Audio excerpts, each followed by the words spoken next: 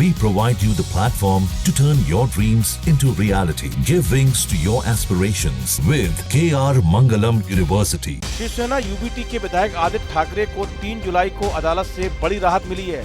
वास्तव में पूरे ठाकरे परिवार के लिए यह बहुत बड़ा दिन है। महाराष्ट्र सरकार की ओर से हाई कोर्ट में दिशा सालियान मर्डर केस में एक एफिडेविट दिया गया है।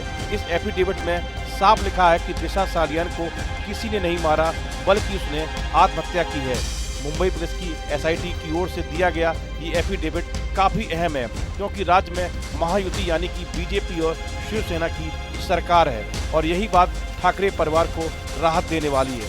खासकर आदित्य ठाकरे को, जो कि पिछले 5 साल से आरोप झेल रहे थे कि वही दिशा की मौत के लिए जिम्मेदार है। यही नहीं, बीजेपी और एकनाथ शिंदे की शिवसेना ने ये मुद्दा चुनाव प्रचार में जोर शोर से उठाया था, जिसके चलते पूरा ठाकरे परिवार परेशान था। लेकिन ये सभी आरोप गलत साबित हुए। दिशा सालियान की 9 जून 2020 को मलाड की एक इमारत की 12वीं मंजिल से गिरकर मौत हो गई थी। दिशा सालियान की रहस्यमयी मौत का मामला हाई प्रोफाइल और विवादास्पद है। इस मामले को 2022 में महाराष्ट्र विधानसभा में भी उठाया गया था। शिवसेना, शिंदे गुट और बीजेपी विधायक नितेश राणे ने दिशा सालियान की मौत का मुद्दा उठाकर जांच की मांग की थी। इस पर सदन में विधायकों का खूब हंगामा हुआ था। उद्धव ठाकरे जब मुख्यमंत्री थे तब दिशा सालियान ने बिल्डिंग से कूदकर आत्महत्या की थी। दिशा सालियान फिल्म एक्टर सुशांत सिंह राजपूत की सेक्रेटरी थी। दिशा के आदित्य ठाकरे के दोस्तों से अच्छे संबंध थे और इसी को लेकर एकनाथ शिंदे की शिवसेना के विधायक और भाजपा विधायकों ने आदित्य ठाकरे को कटघरे में खड़ा किया था। लेकिन आदित्य ठाकरे ने सभी आरोपों से साफ इनकार किया। बीजेपी विधायक और मंत्री नितेश राणे ने दिशा की मौत के लिए आदित्य ठाकरे को जिम्मेदार बताया था। उन्होंने दावा किया था कि उनके पास कुछ सबूत भी हैं।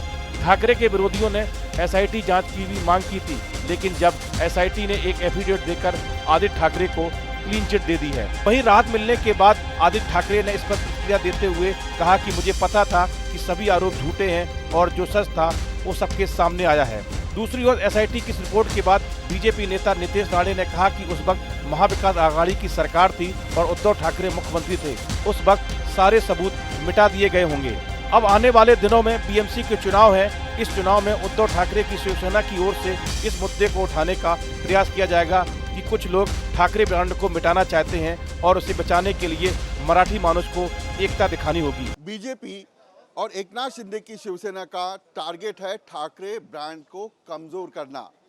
दिशा सालियान केस में अगर आदित्य ठाकरे फंस जाते तो ठाकरे ब्रांड की ताकत कम हो जाती। फिलहाल आदित्य ठाकरे को राहत जरूर मिली है, लेकिन परेशानियां जो है वो खत्म नहीं हुई है, क्योंकि मीठी नदी के भ्रष्टाचार को लेकर, दीनों मोरिया को लेकर विपक्ष अभी भी ईडी के रिपोर्ट की राह देख रहा है।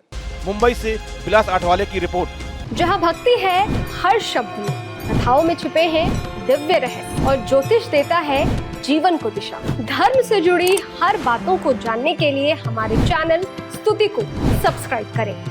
चैनल पर जाने के लिए इस लिंक पर क्लिक करें।